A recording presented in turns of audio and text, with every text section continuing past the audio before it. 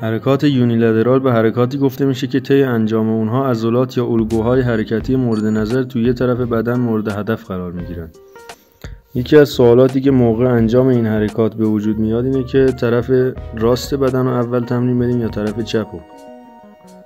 از اونجایی که معمولا یک طرف بدن توی اجرای حرکت قوی تره، بهتره حرکت رو با طرف ضعیفتر شروع کنیم، به خاطر اینکه انجام حرکت به علاوه خستگی موضعی، خستگی سیستمی هم ایجاد میکنه که شامل تحلیل ذخایر انرژی و بالا رفتن ضربان قلب میشه و همینطور خستگی عصبی.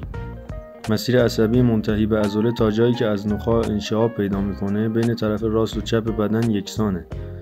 پس اگه توی یه حرکت خاص طرف راستمون قوی تره، بهتر اول حرکت رو با سمت چپ شروع کنیم که عملکرد سمت چپ تحت تاثیر منفی قرار نگیره.